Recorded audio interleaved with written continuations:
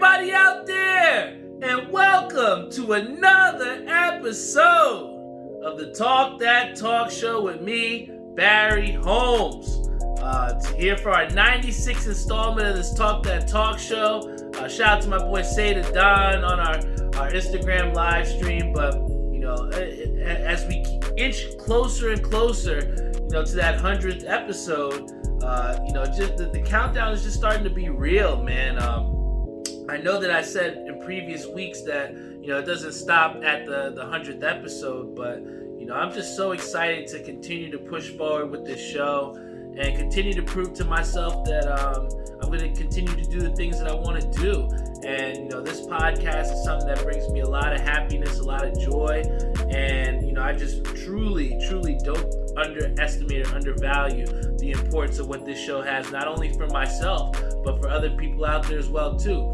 Shout out to Chinks, shout out to Ryan Harris, shout out to my boy Alvin on our Instagram live stream, shout out to Marissa, who's constantly supporting us on our OGs on our Facebook live stream. But like I said, this Talk That Talk Show is going to continue to be here, and I stand before you proud with our the OG 6.2s in these gray hoodies, man. And like I said, everything is just seems to be coming together. I mean, I remember just not too long ago where I was trying to have on my first guest on the show, and I was expanding beyond just my friends and trying to expand to get new people and different people to convey that message. And to come here now where I'm gonna have potentially over 10 guests on our 100th anniversary episode. I'm just so excited, man. This has been quite the ride, but we got a lot more riding to do. I got a good show lined up for you today, but before I get into the content, I want to give a big shout out to my sponsors, VW Liquors, located in Wick Plaza, Edison, New Jersey. Want to also give a big shout out to Air We Are, helping people out with their best heating and air conditioning and refrigeration needs possible as well too. Also want to give a big shout out to 13 and a Half Clothing Company. My boy Angelo's doing big things. Shout out to Skydive Socks, my boy Savion over there. Like I said, he's doing amazing things. He's going to be working on my fit that I'm going to be rocking for the 100th episode. So, guys, please stay tuned because we got a lot of hot stuff on the horizon. Also want to give a shout out to Ink Parlor. My boy Tim is doing some amazing things to put a lot of my releases into fruition. So, I always want to thank Timmy. He's been on me to get these action shots so we can start production on the OG 10s. Time is ticking, man, and I'm really excited to see what our artist Sam is going to be able to come up with, and we got some really exciting things on the horizon as well too. And then finally, want to give a big shout out to my boy Joe Snow and Maria over at New York Life. Joe did an amazing job coming on the episode last week. If you didn't get a chance, definitely check out his episode. And I was really proud because one of the things that I talk about and what's so important to me is the importance of my sponsors and who I choose to have as a sponsor on the show. And one of the things that I really do appreciate is Joe Snow and how he was so forward in trying to become a sponsor on this show. He reached out to me. He had set up the entire video conference with Maria to break the ice. And since that partnership has been made, it's been really good for us. I've been talking to Joe again about how we're going to try and plan with doing this 100th episode party and getting things and working with him. So, it's been really good to work with him. But, most importantly, what I say about these sponsors is that, I don't just put sponsors on here just to have them on a t-shirt, just to have them on the show. I truly, put people as sponsors on the show so that you all can use these resources and utilize them.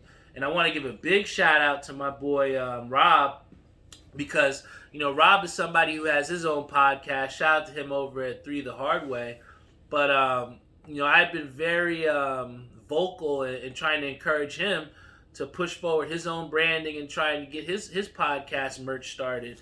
And we've had conversations about it in the past, but it's something about really trying to stay on your really good friend and try and push them to the heights that you potentially have seen and show them that it's possible.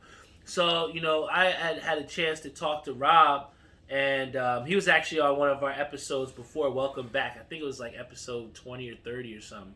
Got to check back in the vault. But, I had a conversation with him, and, I told him all the stuff that I asked for Tim when I make a release and what he asked for me when we try to make an order. And, for the most part, I've told this to Rob before, but, from having this last conversation, he just seems so much more ready. And I feel like sometimes when you have people that you've told something to before and they don't necessarily follow through with it, it kind of loses your belief or whatever. You lose your sense of trying to help that person out. But I didn't lose that with my boy Rob, because I seen he's been working feverishly, and, to grow the podcast to where he's been, I'm super proud of him. But I think, the underlying thing that I wanted to highlight is the fact that, yesterday he just stopped making excuses. Before he told me about, how he had some, creative issues with, some of his partners on the podcast about merch and stuff. But, we were actually able to get to it and, get the cogs working for him. And I had the joy of when I came on bowling on Tuesday, I see Tim, the guy that, makes our shirts. And he came up to me and said, "Yo, your boy from Easton hit me up and he wants to get those shirts. He wants to get his shirts made up." And I was so happy, because at the end of the day, like, this whole partnership and these whole sponsorships are for every one of you all out there to use, man. And, to be able to help out my boy Tim to get some business, and to help my boy Rob to basically jumpstart his merchandise and to take his brand serious. I feel that is a great service, and that is my service, and what, my responsibility is to, have this information and to create the bridges through my sponsors for you all to use out there. I couldn't even believe it, but, my mom had hit me up asking about Joe Snow to see about some insurance for herself and for my aunt. So, again, take these sponsorship deals seriously, guys. Whether you're going to VW Liquors to get yourself that talk show discount, or whether you want to take that financial literacy seriously. I put these sponsors in place for you all to go out there. Like my boy Vitamin Z says, everybody eats. And I truly believe that, man. And there's another story that I wanted to, talk about too, with our sponsorship deal again, was the fact that, I have my one friend, Say, who's, our sponsor at Skydive Socks.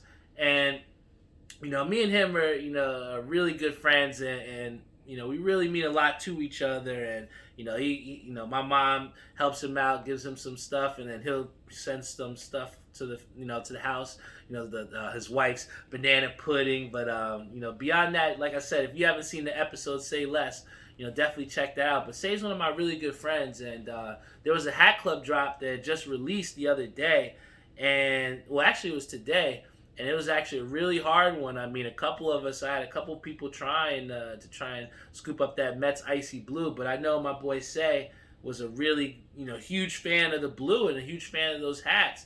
And, he had told me prior that, he wasn't able to get it, and with, circumstances that were, with him, it just wasn't possible for him to get that hat that he'd been looking for so long, right? And, I kind of had to tell him, I was like, yo, you know what, man? Because there were so many times in the past where, I was struggling, or, we would be coming back from the trains, from working back at New York City, and we'd be transporting back. And there'd be times where, Say would swipe me on the Metro card, or he would swipe me on the Path, or, get me some food or something. Like, you know what? But one of the things that Say always said to me was that if I got it, you got it, and that's what real friends are about, man. And I truly valued that. So when it came up to my turn, to return the favor, I was so happy to say, I played a trick on him. I'm like, yo, man, it was so tough today, man. We caught the loss on the drop, but luckily I got you in my side, so we're good. And he was so happy. But, I've been waiting for so long to have that point to tell him, if I got it, you got it, and that's the type of things, and those are the type of things that make me and keep me going. And it was good to be able to help someone else out. I love hats, and Say somebody loves hats as well too. So to be able to help my friend out like that, that means the world, and it's beyond just partnerships and sponsorships. And he even said it to him. He's like, man, I love you, man. Not because of this, but, I appreciated it so much. And when you do things for people and they're so appreciative of that, that's what makes you, keep coming back and, keep wanting to do positive things and do good things for your friends. So, shout out to my boy Say, man. I'm glad I was able to help you out there. And like you said, and to all my friends out there too, if I got it, you got it, So, it's something that I really truly hang my hat on, and it's probably one of the reasons why me and Say are so good as friends. But real quick, I know a lot of people are getting the news that we're going to be getting some stimulus checks rolling in soon. Whether they hit Monday, whether they hit sometime next week, we're definitely going to be getting some extra income. It all decides on what you want to do with it, right? And I'd say this, man. I've seen a lot of people on Facebook, downplaying the stimulus, saying, oh, I don't need it, I'm working, I'm good, all this other stuff. And somebody posted something funny on Facebook, and I thought it was hilarious. And it kind of speaks true, because this is what he said.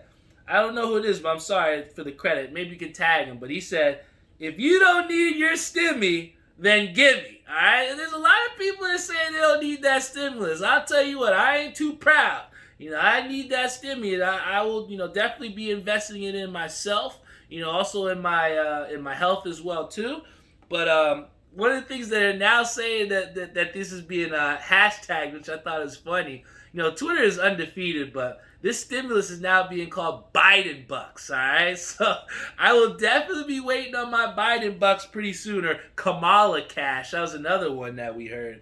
But like I said, we've heard a lot of different people. You've heard Joe said about how cheap it is just to get yourself some insurance, or maybe a little financial advising plan. But I encourage you all out there, with a little bit of the stimulus check, if you can save some of it. I know a lot of us are going to have to pay some bills. You're going to have to do some stuff with that. But try and set aside a little bit of money, or try and invest in something into yourself to where you can get yourself some more income. I know. One of the things I'll probably be trying to invest in some hats to try and flip too. But, just whatever it is that you're going to be investing in, take your time, research it, but make a smart decision with that stimmy. And if you don't need your stimmy, then give it. Send it over here, guys.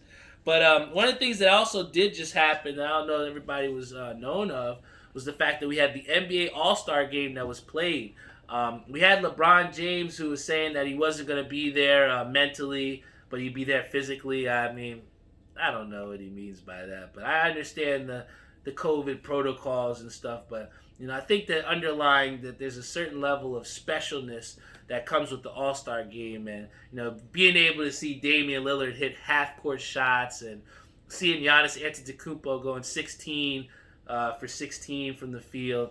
It was definitely an entertaining game for me, and I was interested to see if they were going to keep this Kobe rule intact, where you have to, try and get the last 24 points at the last quarter. And, I really like that wrinkle to the All-Star game. And I think, moving forward, I think that as they, switched away from the traditional Eastern-Western game, and allow guys to pick and choose who they want, I think it's been it's been a nice spice to the All-Star game that we needed. I think for a little bit, starting to drag on a little bit. But, just the fact that we've been able to get a little bit of life pumped into that, I was excited, and I definitely was a fan of watching it. But one of the things that I definitely wanted to get into that happened, and because of COVID, we had not exactly the traditional All-Star weekend, but it was kind of jammed up and crammed up a bit. I had missed the three-point contest because I thought that everything was happening at halftime, but, come to find out it happened beforehand. But again, speaking to that same theme of rushed, everything just felt really rushed, man. And when you look at the dunk contest, you have someone like my boy Chinks who says that dunk contest was cheeks, and it's very true. That was cheeks, man. I mean, when you look back at some of the old dunk contests that were the best, I mean, you have 5-6 dunkers there, and some of your best dunk contests had some of the best players.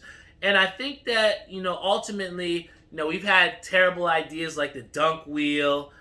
We've had things where you force people to do partner dunks.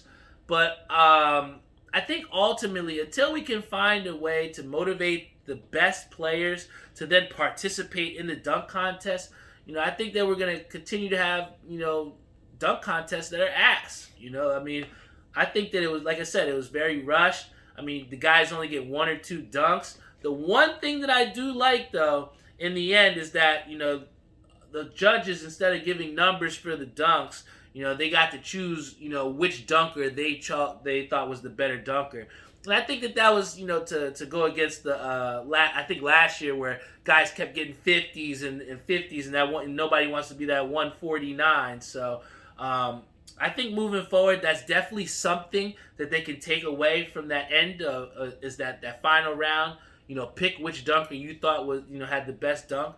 But I think that for us to enjoy the dunk contest again, number one, we need more volume. I need more dunks, all right? I need some more things to keep me stimulated, all right? I need more dunks. And I would like to see some more dunkers, too.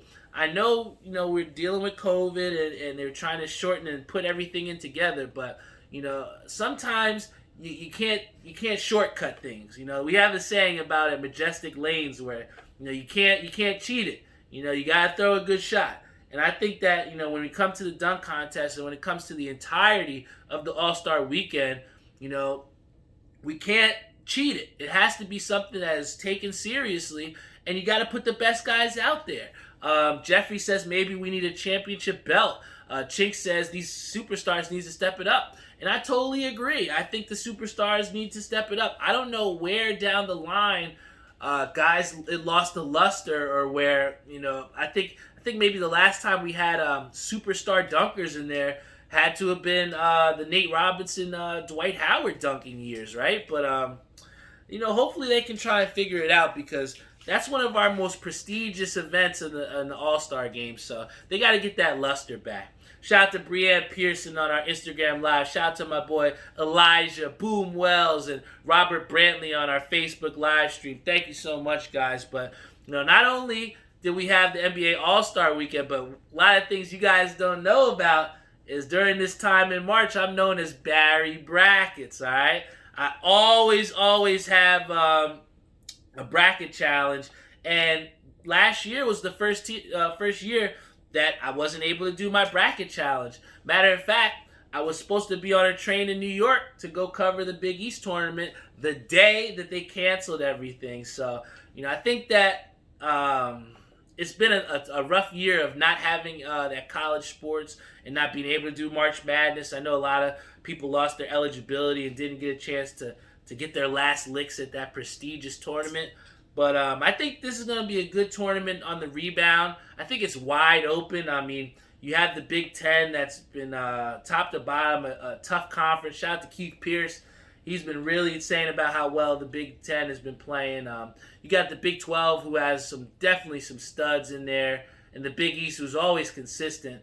We saw Villanova did lose in the Big East tournament. They got knocked off, so we're going to see, how that affects their tournament seeding. But for the most part, like I said, it's wide open. I don't really see any clear-cut teams. I know a lot of people are going to jump on the Cade Cunningham bandwagon over at Oklahoma State. I know a lot of people are going to also be saying about Iowa, about, this guy Garza and how well he plays. But, especially with, Kansas also in the mix too. There's a lot of teams, Gonzaga out in the West Coast. It's going to be tough to see, who really comes out on top. But I'm just so excited to have this March Madness back. And, I'll definitely try and post on the website if you want to try and get into our bracket challenge. I do $20 a bracket.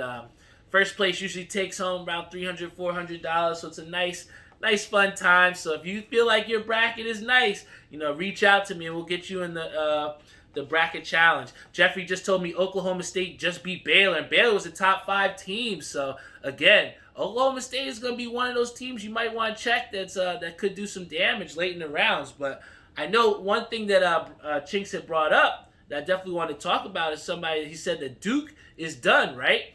And I think that, ultimately with them having people that tested positive, it does not look like they will be going into the tournament.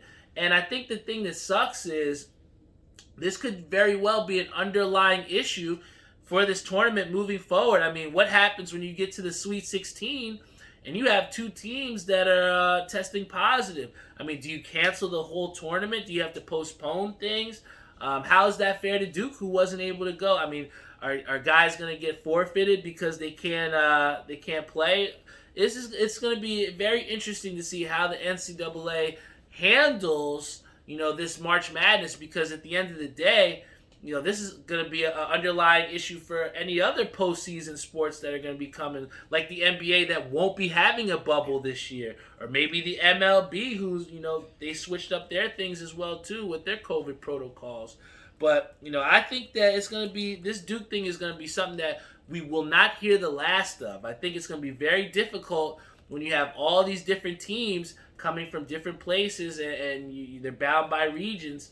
And to think that nobody's going to test positive and we're not going to have any hiccups, I think is a dream. So, I just look to see what the NCAA is going to do to try and, curb whatever outbreaks that could potentially happen. But, I wish the best for it, because basketball is great and March is great when March Madness is around. I mean, when you have those Thursday, Friday, Saturdays where you got games from 12 to 12, I mean, there's no better time, especially as a basketball fan. But, with that, having said that, another thing that, we're kind of entering is just the prime, or, these highlight matches in UFC.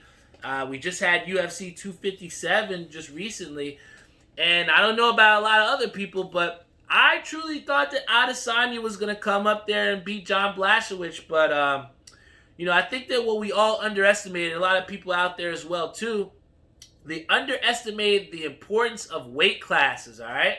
Adesanya came in there trying to prove that speed could beat power, but ultimately what we saw was Jan was a bigger dude, and when it came down to taking the fight to the ground, Adesanya pulled out every type of move, evasive maneuver, but he was just too small. You can't, and I think that, with the I won't say failure, but with Adesanya not achieving his goals as being a two-weight division class champ, I think that gives all those people out there like Henry Cejudo, people like, Amanda Nunes, Conor McGregor, these guys, what's his name, Daniel Cormier, these guys who have done two different weight classes. It just shows just how difficult that is, especially when you have a guy like Adesanya who is 20-0 and was able to, step up and just get himself right into that light heavyweight conversation, that championship match.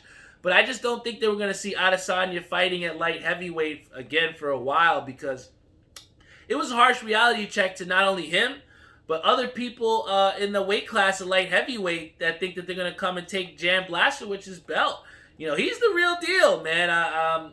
From what I saw, that jab was working for him against Adesanya, and Adesanya just didn't really fight a good fight, and partly maybe that was him not being able to sleep. I don't know, but sometimes you gotta just tip your cap to the other fighter, man. And I think that Jan really did his thing, and most importantly, Adesanya, if he's going to move up to weight class, or any other fighter is going to try to move up in weight class, not go down, because we've seen how fighters go down in weight class and they go damn near to death with trying to cut that weight.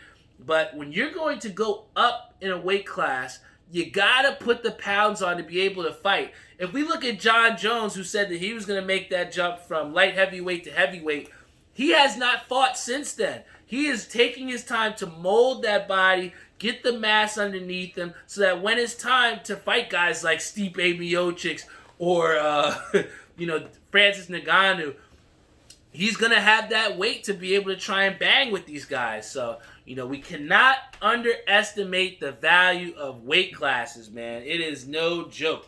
But I think that another thing that comes up is that, will we ever see Adesanya versus John Jones?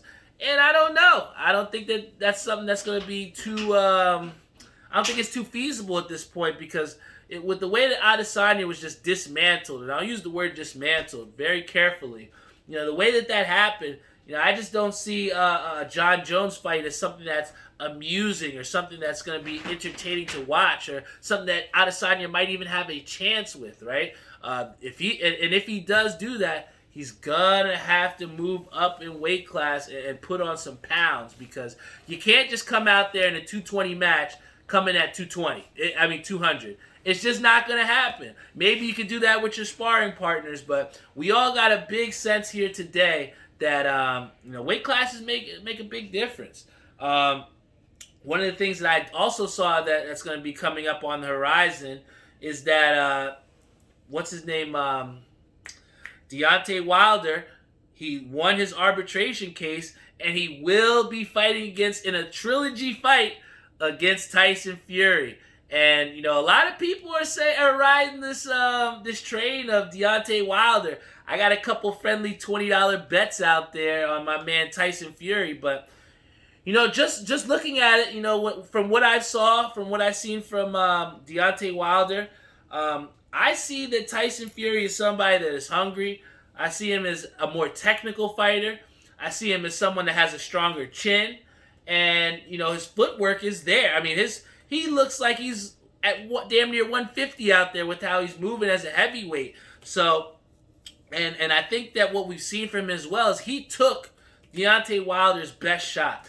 And, with Deontay Wilder, getting rid of his old trainer, and, with the way that he was beat mentally as well as physically, I just don't see that that's something recoverable for Deontay Wilder. So, if I got to put my money up, if you guys got money on Deontay Wilder, come see me, because I got my money on Tyson Fury. But, just real quick beforehand, before we get into this last part of the show, we definitely got to talk about a little bit of my Knicks. And, they had a tough game this past night where they got the doors blown off them by Milwaukee. I think there's a couple things that we got to take into account.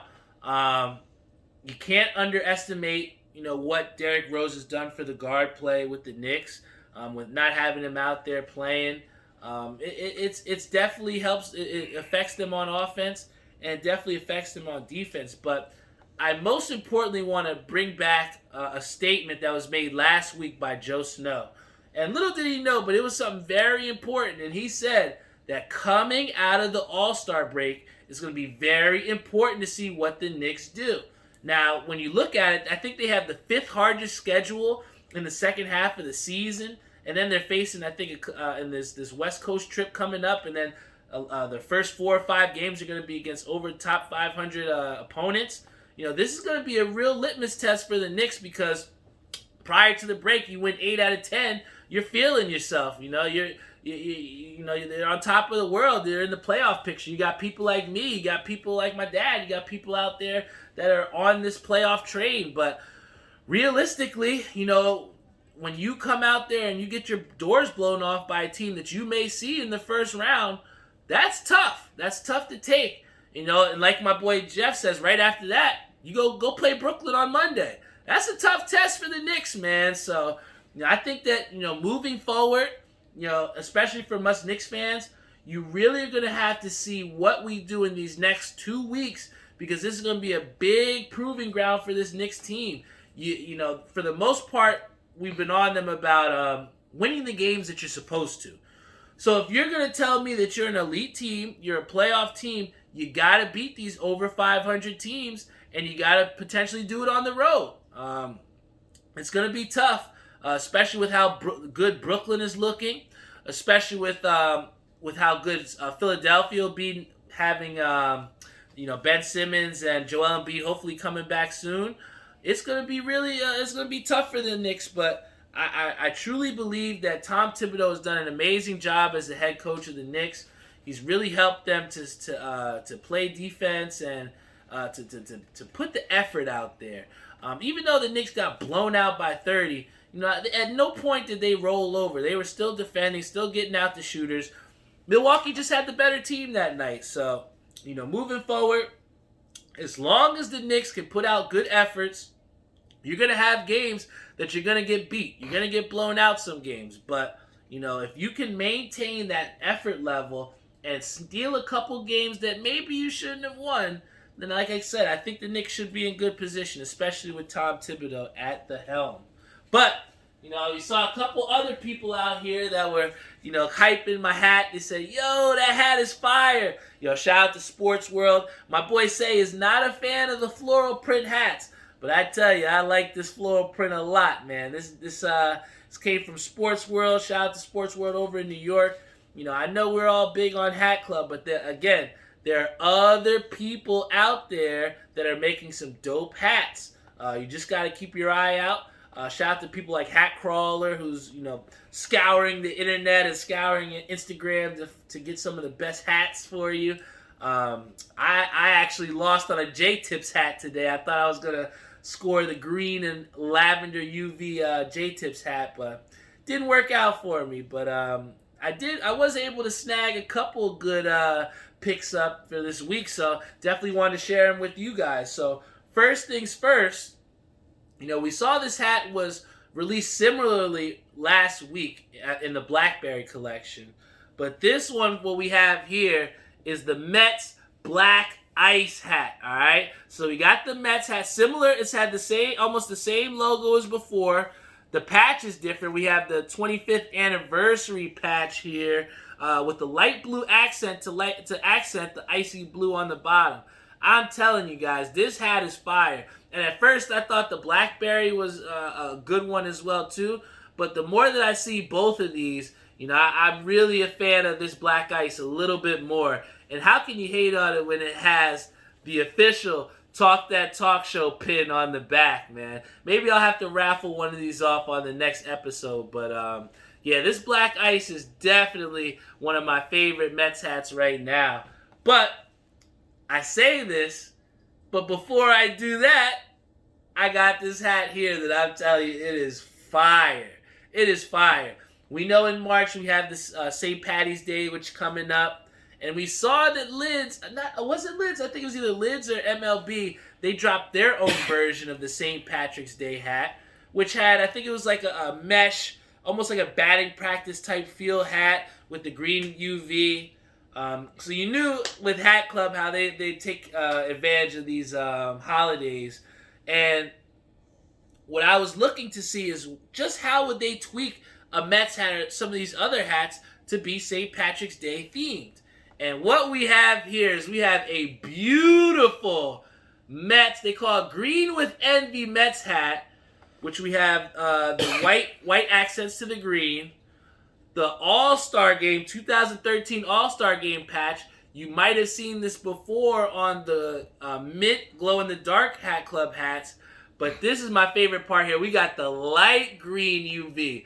We haven't seen this too often. I mean, we've seen the mint before. We've seen the hunter green.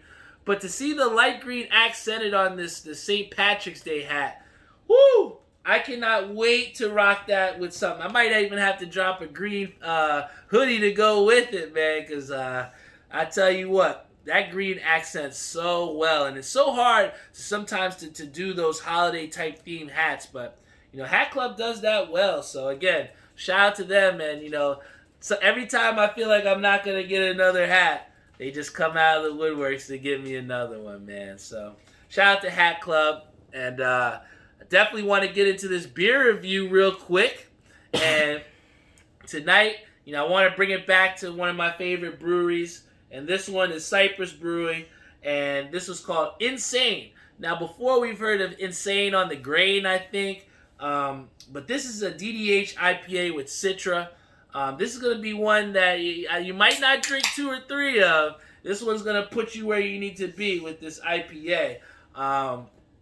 A lot of times with these, with this Cypress Brewery, they have a little bit of like a rich taste, all right? With some of the lighter beers that I've reviewed in these past weeks, they've been a lot more of, mainstream beers. So you get a lot of that light color and that light taste.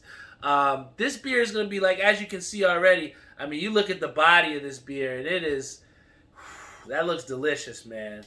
Anytime that you get a beer, and this is something that we got to talk about, guys. When it comes to beer, all right, when it comes to a good beer and something that you're going to gauge into a beer that you want to drink,